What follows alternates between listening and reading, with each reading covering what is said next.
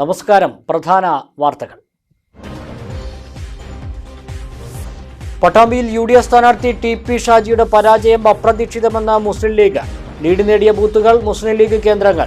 പരാജയ കാരണം അന്വേഷിക്കാൻ സമിതിയെ നിയോഗിക്കുവാൻ ജില്ലാ UDF കമ്മിറ്റിയോട് ആവശ്യപ്പെടാനും തീരുമാനം. തൃക്കരിപ്പൂരിൽ ഇടതുകോട്ട തകർത്ത സന്ദീപ് വാര്യർക്ക് ജന്മനാടായ തച്ചനാട്ടുകരയിൽ ഉജ്ജ്വല സ്വീകരണം ഒരുക്കി UDF പ്രവർത്തകർ. നാട്ടുകാർക്ക് എന്താവശ്യങ്ങൾക്കും വിളിക്കാം, ഒപ്പമുണ്ടാകുമെന്ന് സന്ദീപ് വാര്യർ. കോൺഗ്രസിലേക്കുള്ള വരവ് തന്റെ ജീവിതം മാറ്റി. കോങ്ങാട് നിയോജക മണ്ഡലത്തിലെ ഇടതു തോൽവി. ശക്തി കേന്ദ്രമായ പഞ്ചായത്തുകളിൽ പോലും LDFന് വൻ വോട്ട് ചോർച്ച. 2021 അപേക്ഷിച്ച് UDF മണ്ഡലത്തിൽ നടത്തിയത് മികച്ച മുന്നേറ്റം. ചെർപ്പശ്ശേരിയിലെ പഴയ ബസ് സ്റ്റാൻഡ് അടച്ചു. ഗതാഗത പരിഷ്കരണം പ്രാബല്യത്തിൽ. ബസ് സ്റ്റോപ്പുകളിലും വാഹന പാർക്കിങ്ങിലും മാറ്റം. ക്രമീകരണം പഴയ ബസ് സ്റ്റാൻഡ് നവീകരിക്കും വരെ തുടരും. ഫിസിഷ്യനും സർജനുമില്ല. വലഞ്ഞ മണ്ണാർക്കാട് താലൂക്ക് ആശുപത്രിയിലെത്തുന്ന രോഗികൾ. ജനറൽ ഫിസിഷ്യന്റെ തസ്തിക ഒഴിഞ്ഞുകിടക്കാൻ തുടങ്ങിയിട്ട് 1 വർഷം. ഡയാലിസിസ് രോഗികളും പ്രയാസത്തിൽ. വാർഡ് സഭകൾ നടത്തിയില്ല. 8 വാർഡുകളെ ഒഴിവാക്കി ഒറ്റപ്പാലം നഗരസഭ വാർഷിക പദ്ധതി നിർവഹണം തുടങ്ങി. സഭ ചേരാൻ ആവശ്യമായ സമയം നൽകിയില്ലെന്നും നിയമവിരുദ്ധമായ നടപടിക്കെതിരെ കോടതിയെ സമീപിച്ചതായും UDF കൗൺസിലർമാർ.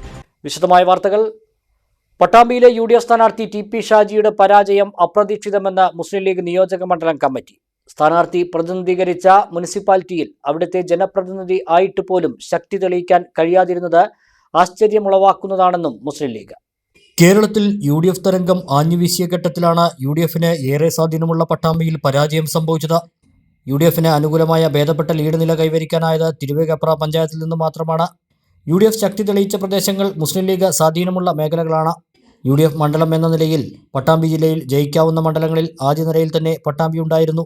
പട്ടാമ്പിയിൽ എന്നിട്ടും ജയം ഉറപ്പിക്കാൻ കഴിയാതെ വന്നത് UDF നേതൃത്വം പരിശോധിക്കണം.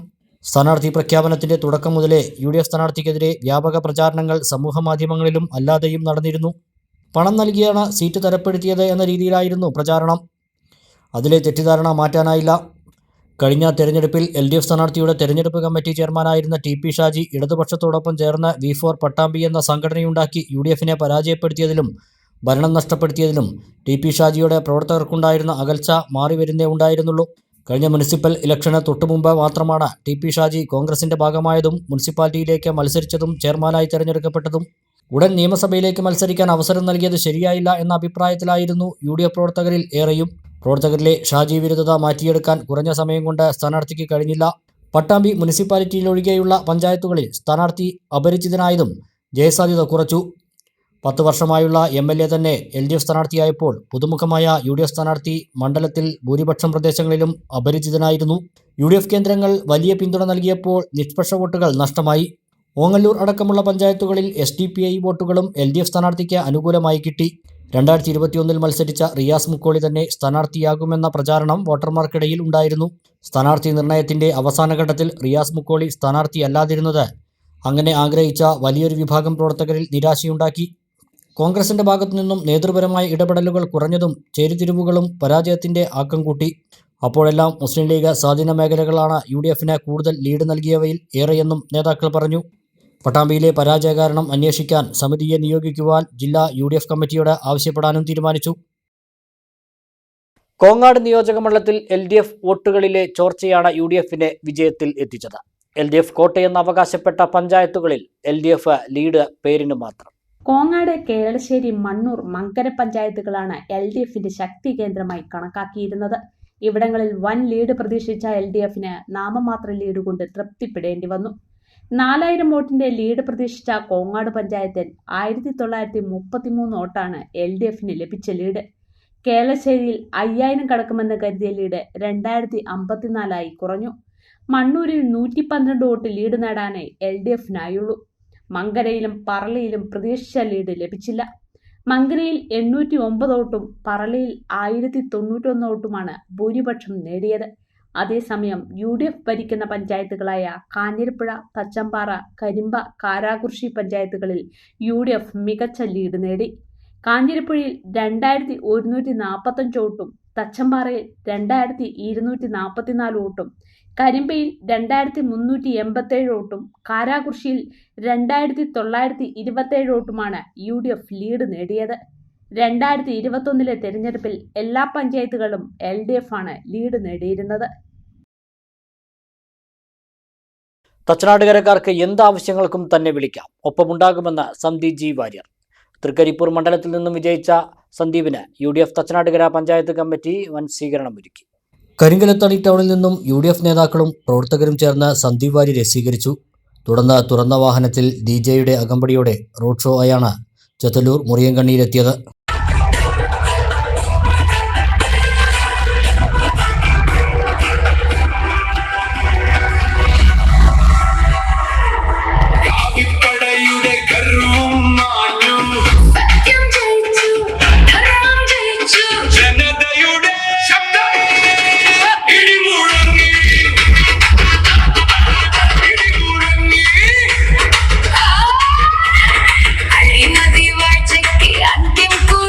കനത്ത മഴയിലും ആവേശം ചോർന്നില്ല.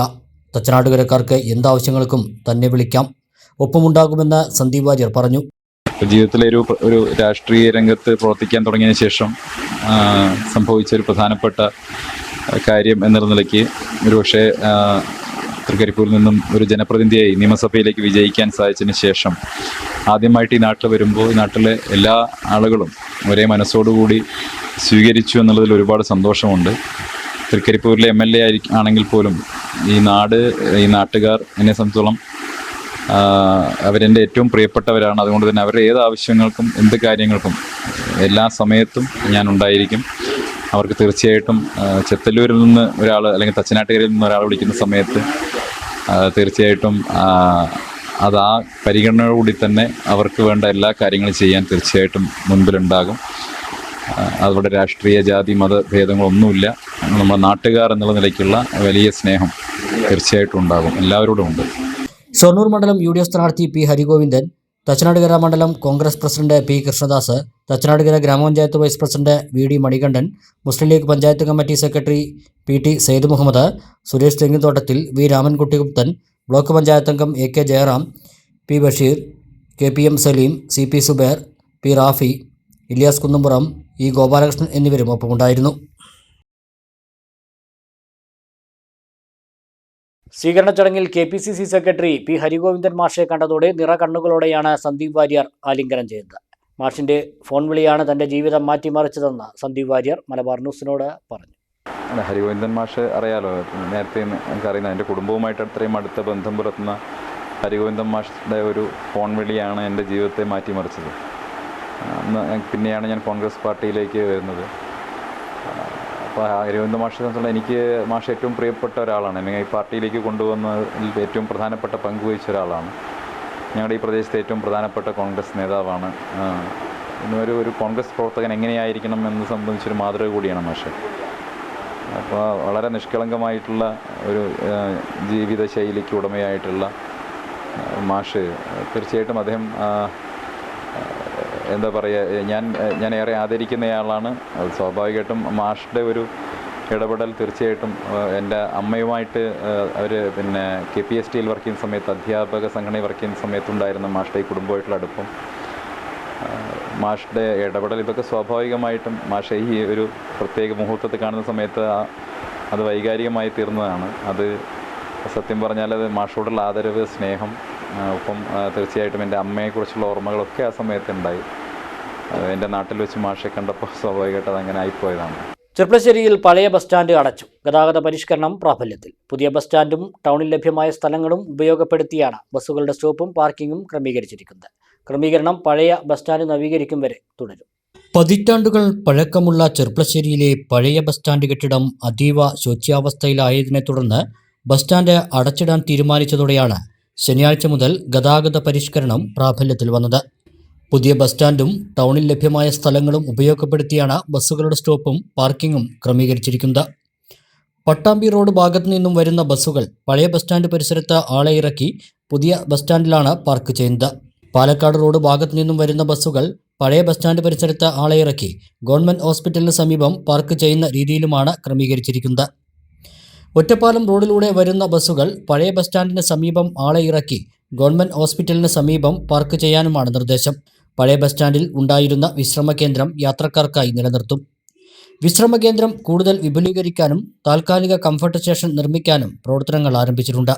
ട്രാഫിക് ക്രമീകരണവുമായി ബന്ധപ്പെട്ട് ടൗണിൽ വിവരങ്ങളടങ്ങിയ സൂചനാ ബോർഡുകളും പോലീസിന്റെ സേവനവും ഏർപ്പെടുത്തിയിട്ടുണ്ട്.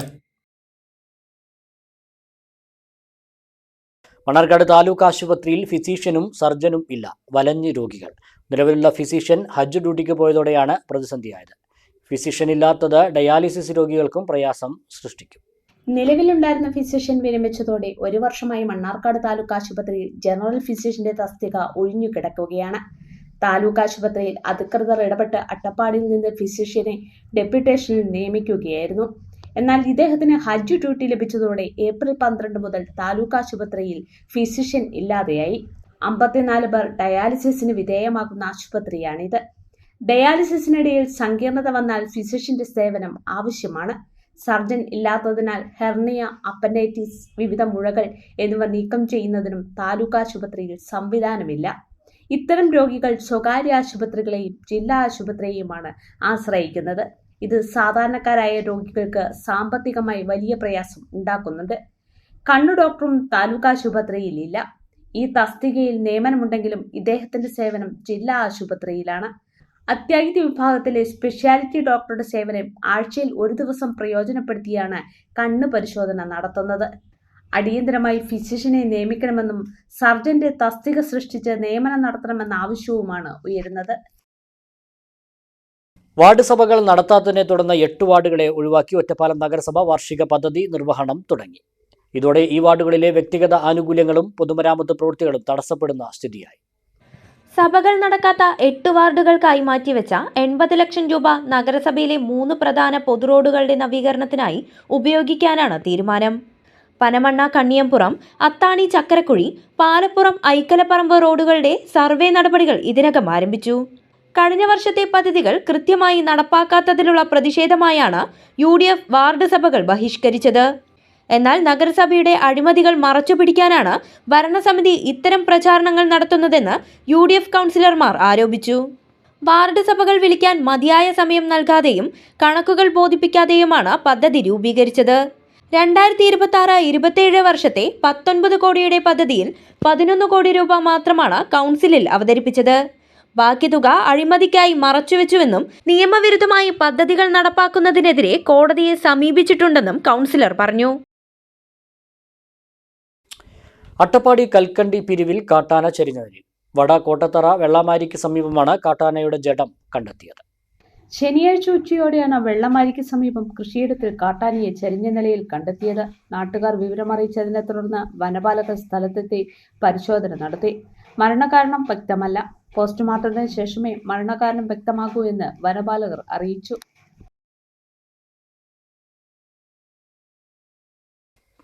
ഇടവേള.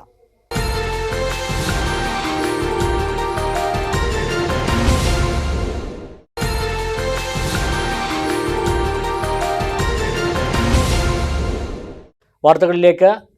മംഗലാകുന്ന് സെന്ററിൽ അനുഭവപ്പെടുന്ന രൂക്ഷമായ ഗതാഗതക്കുരുക്കിനും വർദ്ധിച്ചുവരുന്ന അപകട സാധ്യതകൾക്കും പരിഹാരം കാണാൻ തീരുമാനം. ഗതാഗത പ്രശ്നങ്ങൾ സംബന്ധിച്ച് DYFI ശ്രീകൃഷ്ണപുരം മേഖലാ കമ്മിറ്റി അധികാരികൾക്ക് സമർപ്പിച്ച പരാതിയുടെ അടിസ്ഥാനത്തിൽ ചേർന്ന ട്രാഫിക് മോണിറ്ററിംഗ് കമ്മിറ്റി യോഗത്തിലാണ് പുതിയ തീരുമാനങ്ങൾ കൈക്കൊണ്ടത്. നിലവിൽ ഉപയോഗശൂന്യമായി കിടക്കുന്ന ബസ് കാത്തിരിപ്പ് കേന്ദ്രം കാര്യക്ഷമമായി ഉപയോഗിക്കാനും തീരുമാനിച്ചു. പോലീസ്, RTO, ഗ്രാമപഞ്ചായത്ത് പ്രതിനിധികൾ എന്നിവരുടെ സാന്നിധ്യത്തിൽ യോഗം ചേർന്നെടുത്ത തീരുമാനങ്ങളാണ് നടപ്പാക്കുക. ഒറ്റപ്പാലം മണ്ണാർക്കാട് റൂട്ടിലെയും പാലക്കാട് ചെർപ്പളശ്ശേരി റൂട്ടിലെയും ബസ്സുകൾ സെന്ററിൽ അനിയന്ത്രിതമായി നിർത്തുന്നത് ഒഴിവാക്കും. പകരം താഴെ നിർമ്മിച്ചിട്ടുള്ള ബസ് കാത്തിരിപ്പ് കേന്ദ്രത്തിന് മുൻപിലായി മാത്രമേ ബസ്സുകൾ നിർത്താവൂ എന്ന് തീരുമാനിച്ചു. ഒറ്റപ്പാലം റോഡിലുള്ള നിലവിലെ ഓട്ടോ സ്റ്റാൻഡ് ബസ് സ്റ്റോപ്പിനോട് ചേർന്ന ഭാഗത്തേക്ക് മാറ്റും. ഇതുമായി ബന്ധപ്പെട്ട് ഓട്ടോ ജീവനക്കാരുമായി നടത്തിയ ചർച്ചയിൽ ധാരണയായി. മെയ് 16-നകം ഈ തീരുമാനങ്ങൾ നടപ്പിലാക്കി ഗതാഗത പ്രശ്നങ്ങൾക്ക് സ്ഥിരപരിഹാരം കാണുമെന്ന് അധികാരികൾ ഉറപ്പു നൽകിയതായി വാർഡ് മെമ്പർ KV ഗോപാലൻകുട്ടി പറഞ്ഞു.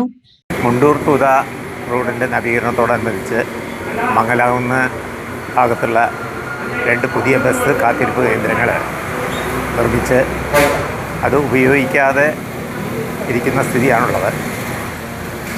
അതിൻ്റെ ഫലമായി തന്നെ മംഗലാകുന്ന് സെൻറ്ററിൽ പലപ്പോഴും ട്രാഫിക് ബ്ലോക്ക് ഉണ്ടാകുന്ന സ്ഥിതിയുണ്ട്.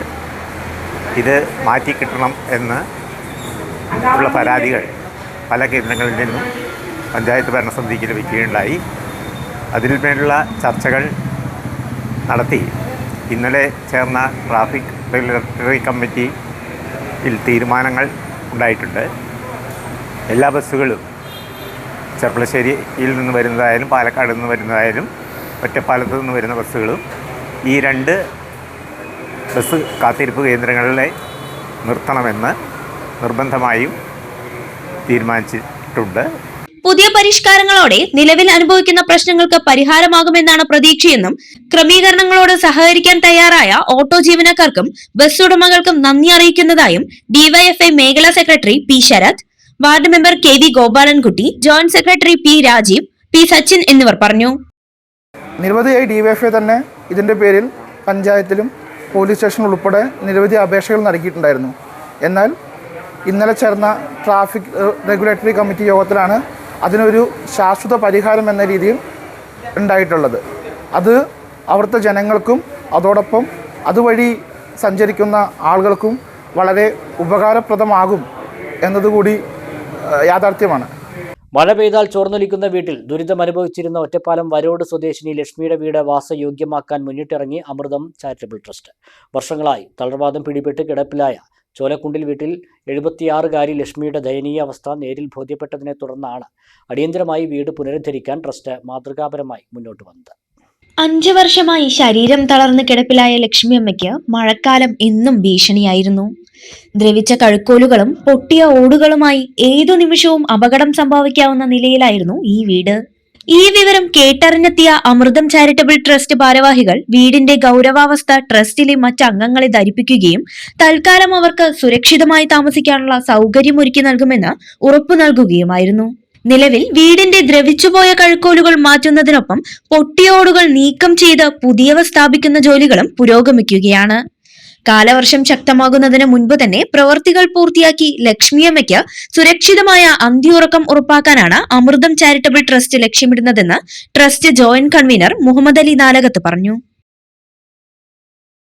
ഏകദേശം 2 വർഷത്തിൽ കൂടുതലായി വാദം വന്ന് തളർന്ന് കിടപ്പിലാണ്. അപ്പോൾ അടുത്ത ദിവസം അവരുടെ വീടിൻ്റെ പരിസരത്തുണ്ടായിരുന്ന ഒരു മരം അവരുടെ വീട്ടിലേക്ക് മറിഞ്ഞു വീണു എന്ന വിവരം അറിഞ്ഞ് ഞങ്ങളൊക്കെ അത് പരിശോധിക്കാൻ വന്നപ്പോൾ ആ വീടിൻ്റെ അവസ്ഥ എന്ന് പറയുന്നത് വളരെ പരിതാപകരമായിരുന്നു. അകത്ത് കയറിയാൽ അതിൻ്റെ അകത്ത് ശരിക്കും പറഞ്ഞ് താമസിക്കാൻ പേടി തോന്നുന്ന രീതിയിലാണ് ആ വീട് നിലനിൽക്കുന്നത്. അപ്പോൾ അടിയന്തര സഹായം എന്ന നിലയ്ക്ക് എന്തെങ്കിലും ചെയ്തേ പറ്റൂ എന്നുള്ള വിവരം അമൃതം ചാരിറ്റബിൾ ഞാനടക്കമുള്ള അമൃതം ചാരിറ്റബിൾ ട്രസ്റ്റിൽ ചർച്ച ചെയ്യുകയും ട്രസ്റ്റ് അംഗങ്ങൾ ഒന്നടങ്കം അടിയന്തരമായി ചെയ്യേണ്ട കാര്യം ചെയ്തു കൊടുക്കാം എന്ന് തീരുമാനിക്കുകയും ചെയ്തതിൻ്റെ അടിസ്ഥാനത്തിലാണ് ഇന്ന് ഈ നിർമ്മാണ പ്രവർത്തനം ഇവിടെ നടന്നുകൊണ്ടിരിക്കുന്നത്. ഈ നിർമ്മാണ പ്രവർത്തനം കൊണ്ട് 100% അവരുടെ വീട് സംരക്ഷിക്കപ്പെട്ടു എന്നുള്ള വിശ്വാസമില്ലെങ്കിലും തൽക്കാലം മഴ പെയ്യുമ്പോൾ അതിൻ്റെ അകത്തേക്ക് വീഴുന്ന വെള്ളം ഒഴിവാക്കുക എന്നുള്ള ഉദ്ദേശമാണ്.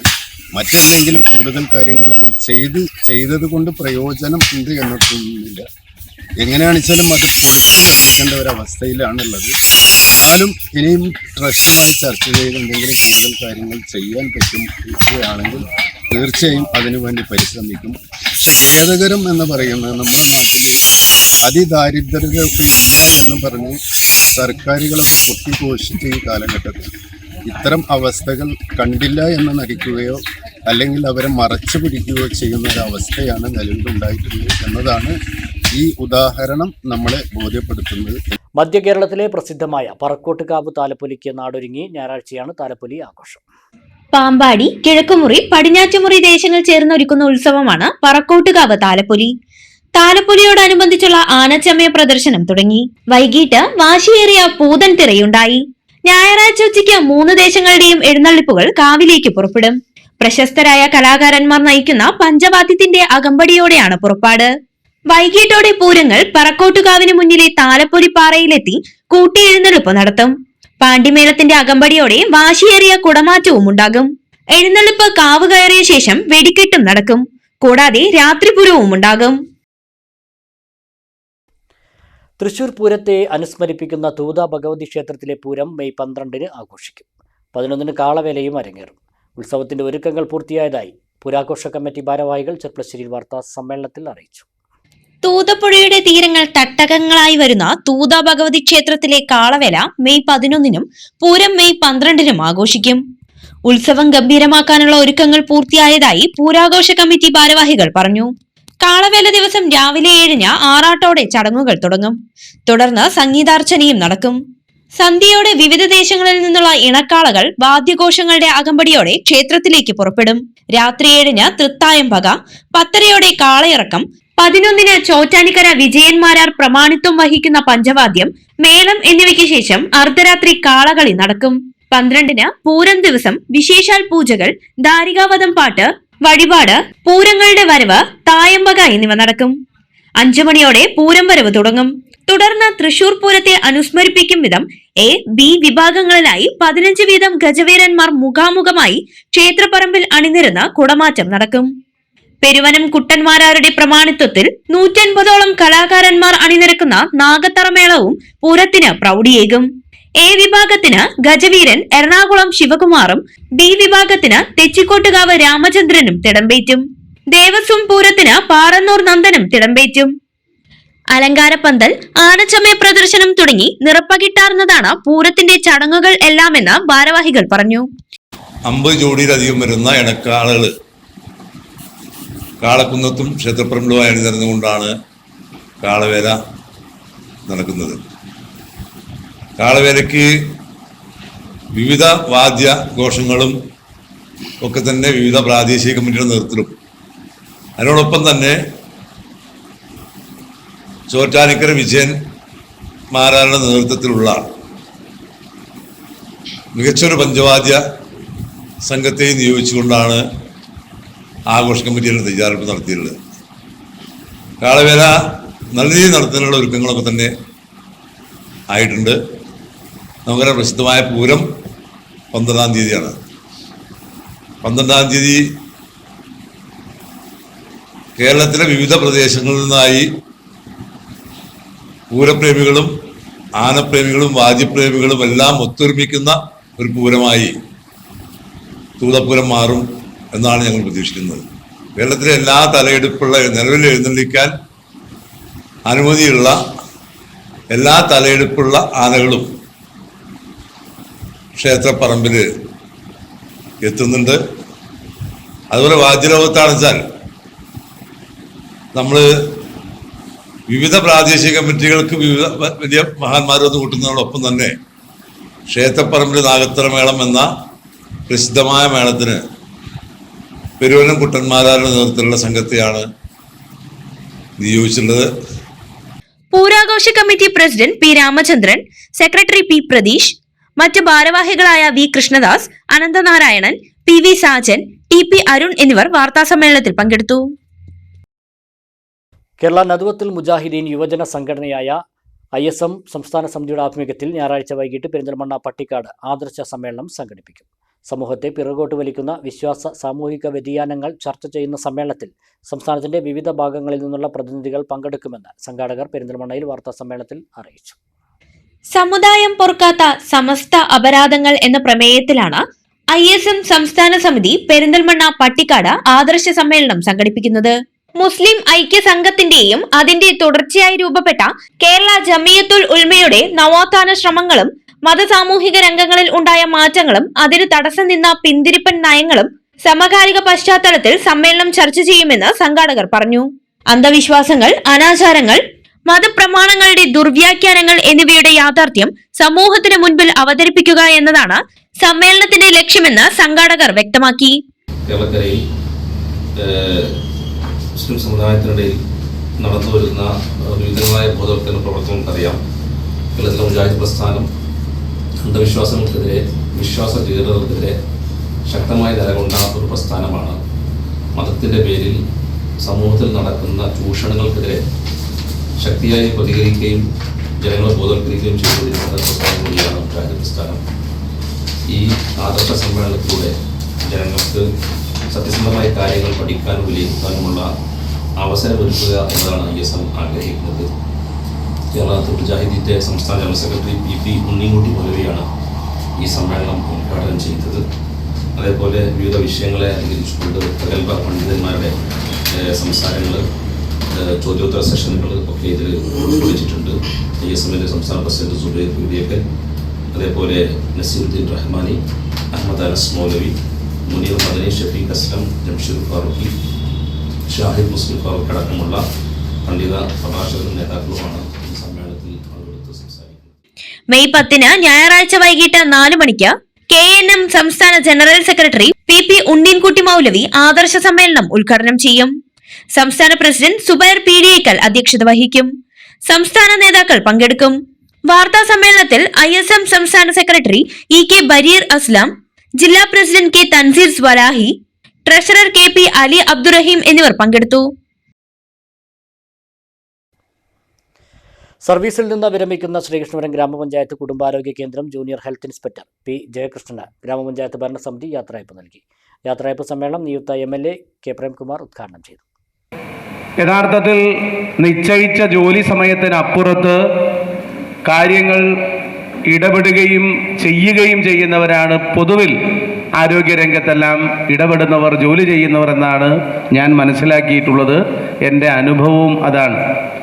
രാവിലെ 8 മണിക്ക് എത്തണമെന്ന് പറഞ്ഞാൽ ആരോഗ്യ പ്രവർത്തകർ 8 മണിക്ക് തന്നെ എത്തും. അവരതിന് ബാധ്യസ്ഥനാണ്.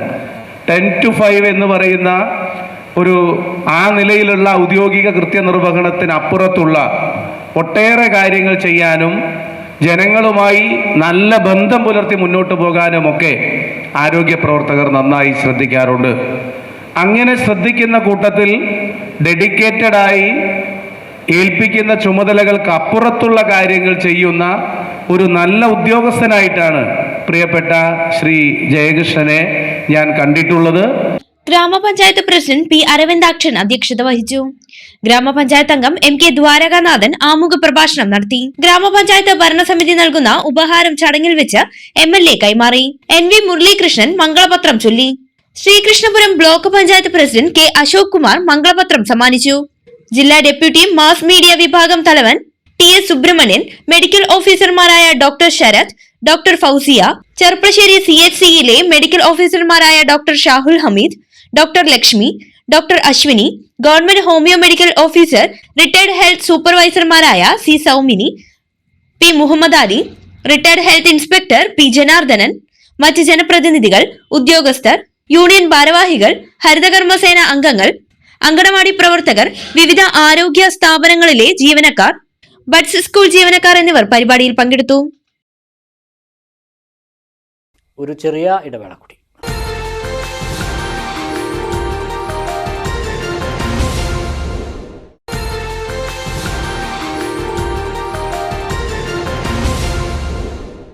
മറ്റു വാർത്തകൾ കൂടി നോക്കാം. കാണികളെ അത്ഭുതപ്പെടുത്തുന്ന സാഹസിക അഭ്യാസ പ്രകടനങ്ങളുമായി പെരിന്തൽമണ്ണയിൽ ജെമിനി സർക്കസ് പ്രദർശനം തുടരുന്നു. മാനത്തുമംഗലം ബൈപ്പാസ് റോഡിലെ സർക്കസ് കൂടാരത്തിൽ ദിവസവും 3 പ്രദർശനങ്ങളാണ് ഉള്ളത്.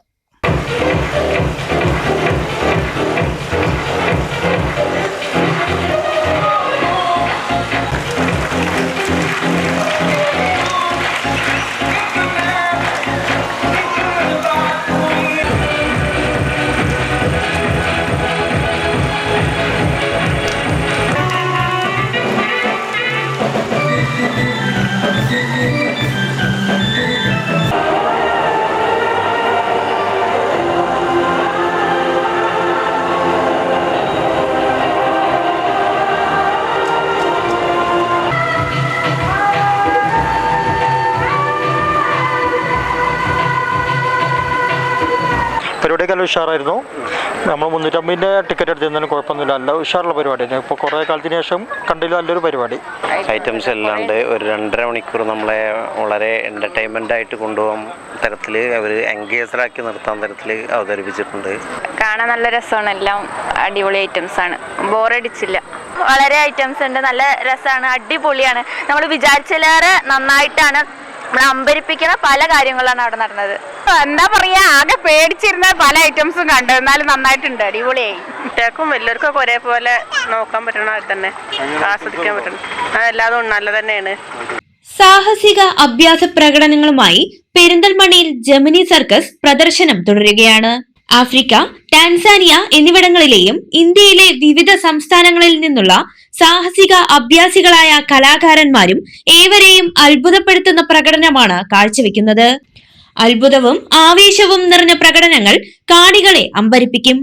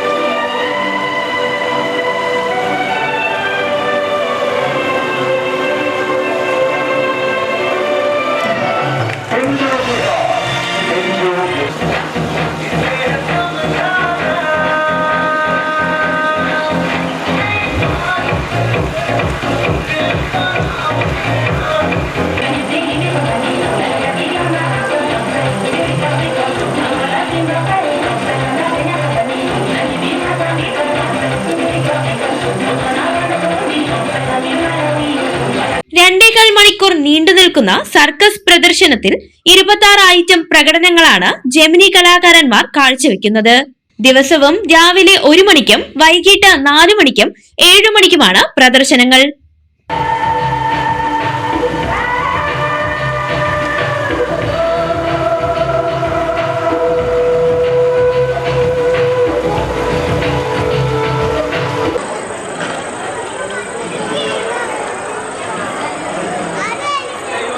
ആർമി, നേവി, എയർഫോഴ്സ് തുടങ്ങിയ വിവിധ സേനകളിൽ മികച്ച കരിയർ ലക്ഷ്യമിടുന്നവർക്ക് ഏറ്റവും മികച്ച ഓപ്ഷൻ ചെർപ്പളശ്ശേരിയിലുണ്ട്. 25 വർഷമായി പ്രീ റിക്രൂട്ട്മെന്റ് ട്രെയിനിംഗ് മേഖലയിൽ പ്രവർത്തിച്ചു വരുന്ന പിനാക്കിൽ അക്കാദമിയിലൂടെ ഇതിനോടകം 700ഓളം പേരാണ് വിവിധ സേനകളിൽ ജോലി നേടിയത്. ആർമി, നേവി, എയർഫോഴ്സ്, പാരാമിലിറ്ററി ഫോഴ്സുകൾ, കേരള പോലീസ് തുടങ്ങി വിവിധ യൂണിഫോം സർവീസുകളിലേക്കുള്ള പ്രീ റിക്രൂട്ട്മെന്റ് ട്രെയിനിംഗ് രംഗത്ത് വിശ്വാസ്യത നേടിയ സ്ഥാപനമാണ് ചെർപ്പളശ്ശേരി കേന്ദ്രീകരിച്ച് പ്രവർത്തിക്കുന്ന പിന്നാക്കിൾ അക്കാദമി. 1998 മുതൽ പ്രവർത്തിച്ചു വരുന്ന ഈ സ്ഥാപനം കഴിഞ്ഞ 13 വർഷമായി ഡിഫൻസ് മേഖലയിലേക്കുള്ള പ്രത്യേക പരിശീലനങ്ങൾ നൽകി വരുന്നുണ്ട്. ഇതിനോടകം 700-ലധികം ഉദ്യോഗാർത്ഥികൾ രാജ്യത്തിന്റെ വിവിധ സൈനിക സുരക്ഷാ വിഭാഗങ്ങളിലേക്ക് തിരഞ്ഞെടുക്കപ്പെട്ടിട്ടുള്ളത് അക്കാദമിയുടെ മികവും പരിശീലന നിലവാരവും തെളിയിക്കുന്നതാണ്. മുൻ സൈനിക ഉദ്യോഗസ്ഥന്റെ നേതൃത്വത്തിൽ പരിചയസമ്പന്നരായ അധ്യാപകരുടെയും വിദഗ്ധ ട്രെയിനർമാരുടെയും ശിക്ഷണത്തിൽ ക്രമബദ്ധമായ അക്കാഡമിക് ക്ലാസുകളും ശാസ്ത്രീയമായ ഫിസിക്കൽ ട്രെയിനിങ്ങും ഉൾപ്പെടുത്തി വിദ്യാർത്ഥികളെ തൊഴിൽ യോഗ്യരാക്കുന്ന സമഗ്ര പരിശീലന സംവിധാനമാണ് അക്കാദമി ഒരുക്കുന്നത്. SSLC, +2, ഡിഗ്രി യോഗ്യതയുള്ള വിദ്യാർത്ഥികൾക്ക് കൃത്യമായ മെന്ററിംഗും വ്യക്തിഗത പരിശീലനവും നൽകി വിവിധ യൂണിഫോം സർവീസുകളിലേക്ക് എത്തിച്ചേരാനുള്ള മികച്ച അവസരമാണ് പിനാക്കിൾ അക്കാദമി നൽകുന്നത്. അക്കാഡമിക് ട്രെയിനിങ്ങിനും ഫിസിക്കൽ ട്രെയിനിങ്ങിനും പുറമെ വിവിധ ഒഴിവുകളുമായി ബന്ധപ്പെട്ട നോട്ടിഫിക്കേഷനുകൾ വിദ്യാർത്ഥികൾക്ക് സമയബന്ധിതമായി ലഭ്യമാക്കുകയും അപേക്ഷാ നടപടിക്രമങ്ങൾ വ്യക്തമായി മനസ്സിലാക്കി കൊടുക്കുകയും ആവശ്യമായ മാർഗനിർദ്ദേശങ്ങളും കരിയർ കൗൺസിലിംഗും നൽകുകയും ചെയ്യുന്നു. വിദ്യാർത്ഥികൾക്ക് ശരിയായ കരിയർ ദിശയും വ്യക്തമായ അവബോധവും നൽകിക്കൊണ്ട് രാജ്യസേവനത്തിലേക്കുള്ള അവരുടെ യാത്ര കൂടുതൽ ആത്മവിശ്വാസത്തോടെയും മികച്ച തയ്യാറെടുപ്പോടെയും മുന്നോട്ട് കൊണ്ടുപോകുന്നതാണ് പിന്നാക്കിൾ അക്കാദമിയുടെ പ്രധാന ലക്ഷ്യം എന്ന് മാനേജിംഗ് ഡയറക്ടറും ഡിഫൻസ് കരിയർ കൗൺസിലറുമായ സിനി ടി, ഡയറക്ടറും retired subedar major and honorary ലഫ്റ്റനന്റുമായ മോഹൻദാസ് എന്നിവർ അറിയിച്ചു. ഇവിടെ ഏജ് ഗ്രൂപ്പ് ഒരു 17 വയസ്സ് മുതൽ 25 വയസ്സ് വരെ പ്രായമുള്ള ബോയ്സ് ആൻഡ് ഗേൾസിന് ട്രെയിനിങ് എടുത്തു കഴിഞ്ഞാൽ ഇവർക്ക് ഡിഫൻസ് ഫോഴ്സിലേക്ക് ജോബ് കിട്ടുമെന്നുള്ളതാണ് നമ്മളിവിടെ ചെയ്തുകൊണ്ടിരിക്കുന്നത്. അപ്പോൾ ഇപ്പോൾ വെക്കേഷൻ ആയതുകൊണ്ട് +2 കഴിഞ്ഞ കുട്ടികൾക്ക് ഇവിടെ നമ്മൾ ബാച്ച് സ്റ്റാർട്ട് ചെയ്തിട്ടുണ്ട്. അവർക്ക് ഇവിടെ ജോയിൻ ചെയ്യാവുന്നതാണ്. നമ്മൾ 2 സെഷനായിട്ടാണ് ക്ലാസ്സസ് കൊടുക്കുന്നത്. ഫിസിക്കൽ ട്രെയിനിങ്ങും അതുപോലെ തന്നെ അക്കാഡമിക് ട്രെയിനിങ്ങും. കൂടാതെ ഇവർക്ക് ഒഴിവുകളെക്കുറിച്ചും ആർമി, നേവി, എയർഫോഴ്സ് തുടങ്ങിയ വിഭാഗത്തിലേക്ക് എപ്പോഴാണ് നോട്ടിഫിക്കേഷൻ അയക്കേണ്ടതെന്നുള്ള ഡീറ്റെയിലും എല്ലാം നമ്മൾ അവർക്ക് കൊടുക്കുന്നുണ്ട്. ക്ലാസ് ടൈം നമുക്ക് രാവിലെ 7 മണിക്ക് ഫിസിക്കൽ ട്രെയിനിങ് സ്റ്റാർട്ട് ചെയ്യും. അത് 8:30 വരെയാണ് ഉണ്ടായിരിക്കുക. അതുപോലെ 10:30 മണി മുതൽ 3:30 വരെ അക്കാഡമിക് ക്ലാസ് ആണ് ഉണ്ടായിരിക്കുക. റെഗുലർ ബാച്ചിന് വീക്കിൽ 4 ദിവസം ക്ലാസ്സുകൾ ഉണ്ടായിരിക്കും. ഫിസിക്കൽ ട്രെയിനിങ് ആണെങ്കിൽ 6 ദിവസവും ക്ലാസ്സസ് ഉണ്ടായിരിക്കും. എല്ലാം നമ്മൾ ഓഫ്ലൈൻ ആയിട്ട് തന്നെയാണ് ക്ലാസ്സസ് കൊടുത്തുകൊണ്ടിരിക്കുന്നത്. Army, navy, air force, paramilitary forces എന്നീ വിഭാഗങ്ങളിൽ ചേരാൻ ആഗ്രഹിക്കുന്ന കുട്ടികൾക്ക് പ്രീ റിക്രൂട്ടിംഗ് ട്രെയിനിങ് കൊടുക്കുന്ന ഒരു സ്ഥാപനമാണ് പീനക്കൽ അക്കാഡമി. കഴിഞ്ഞ കുറച്ച് വർഷങ്ങളായി വളരെ വിജയം നേടിക്കൊടുത്തിട്ടുള്ള ഒരു സ്ഥാപനമാണ്. Actually the Peenakal Academy is working as a real bridge between young and aspirant students to wear the uniform jobs. ശ്രീകൃഷ്ണപുരത്തിന്റെ ആദ്യ MLA-യും ജനകീയ നേതാവുമായിരുന്ന CG പണിക്കരെ അനുസ്മരിച്ചു. CG പണിക്കർ സ്മാരക ആശ്രയ കേന്ദ്രത്തിന്റെ ആഭിമുഖ്യത്തിൽ സംഘടിപ്പിച്ച അനുസ്മരണം CPIM ഏരിയ കമ്മിറ്റി അംഗം K. രാമചന്ദ്രൻ ഉദ്ഘാടനം ചെയ്തു. വള്ളുവനാട്ടിൽ കമ്മ്യൂണിസ്റ്റ് പാർട്ടി കെട്ടിപ്പടുക്കുന്നതിൽ പ്രധാന പങ്കുവഹിച്ച CG പണിക്കരെ പോലെയുള്ള നേതാക്കളുടെ സഹന സമരങ്ങളാണ് പുരോഗമന കേരളത്തെ സൃഷ്ടിച്ചതെന്നും രാഷ്ട്രീയ രംഗത്തെ അപകടകരമായ വലതുവൽക്കരണത്തെ തികഞ്ഞ ആശയവ്യക്തതയോടെ പ്രതിരോധിക്കേണ്ട കാലമാണിതെന്നും K. രാമചന്ദ്രൻ അഭിപ്രായപ്പെട്ടു. ഒരു കാലമായി താരതമ്യം ചെയ്യാൻ പോലും കഴിയില്ല. നിങ്ങളുടെ മുമ്പിൽ വഴികാട്ടിയായിരുന്നു സഖാവ് K. നാരായണനായിരുന്നു കടമ്പഴിപ്പുറത്ത്. ഇവിടെ ഗോവിന്ദൻകുട്ടി മാഷുണ്ട്, അതേമാതിരി MP കുഞ്ചു സഖാവുണ്ട്, നിരവധിയായിട്ട് AP ശങ്കരനെ പോലുള്ള ആളുകൾ, നിരവധിയായ ആളുകളുണ്ട്. കടമ്പഴിപ്പുറത്ത് വരുമ്പോൾ പാർട്ടി ഫണ്ട് പിരിക്കാനാണ് സഖാവ് CG ആദ്യം വരിക. ഇന്നതേപോലെ ബ്രാഞ്ചിന് കോട്ടയൊന്നുമില്ല. ഇന്നൊക്കെ നമുക്കറിയാലോ, സുനിലിൻ്റെ ബ്രാഞ്ചിന് 10,000 രൂപ ഇങ്ങോട്ട് വരിക. അങ്ങനെ കോട്ടയൊന്നുമില്ല. വിരലിൽ എണ്ണാവുന്ന കുറച്ച് ആളുകളെ നമുക്ക് സംഭാവന തരാനുള്ളൂ. അവരെ തെരഞ്ഞു പോകലാണ്. CGയുടെ സംഭാവന ചോദിക്കലുണ്ട്. എനിക്കിപ്പോഴും നല്ല ഓർമ്മ വരുന്നത് ഒരു അയ്യപ്പൻകുട്ടി പറഞ്ഞ കുടിയാനാണ്. ഭൂമി കുറേ കിട്ടി നമ്മുടെ പാർട്ടിയുടെ സമരത്തിൻ്റെയൊക്കെ ഭാഗമായി. അയ്യപ്പൻകുട്ടിയുടെ വീട്ടിൽ സഖാവ് CG ഫണ്ട് ചോദിച്ചത്. T. വാസുദേവൻ അധ്യക്ഷത വഹിച്ചു. CPIM ഏരിയ കമ്മിറ്റി അംഗം B. Rajesh, MK Dwarakanathan, K. Kelu എന്നിവർ സംസാരിച്ചു.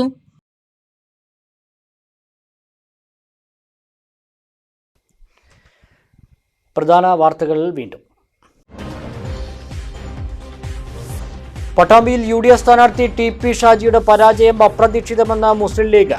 ലീഡ് നേടിയ ബൂത്തുകൾ മുസ്ലിം ലീഗ് കേന്ദ്രങ്ങൾ. പരാജയ കാരണം അന്വേഷിക്കാൻ സമിതിയെ നിയോഗിക്കുവാൻ ജില്ലാ UDF കമ്മിറ്റിയോട് ആവശ്യപ്പെടാനും തീരുമാനം. തൃക്കരിപ്പൂരിൽ ഇടതുകോട്ട തകർത്ത സന്ദീപ് വാര്യർക്ക് ജന്മനാടായ തച്ചനാട്ടുകരയിൽ ഉജ്ജ്വല സ്വീകരണം ഒരുക്കി UDF പ്രവർത്തകർ. നാട്ടുകാർക്ക് എന്താവശ്യങ്ങൾക്കും വിളിക്കാം, ഒപ്പമുണ്ടാകുമെന്ന് സന്ദീപ് വാര്യർ. കോൺഗ്രസിലേക്കുള്ള വരവ് തന്റെ ജീവിതം മാറ്റി.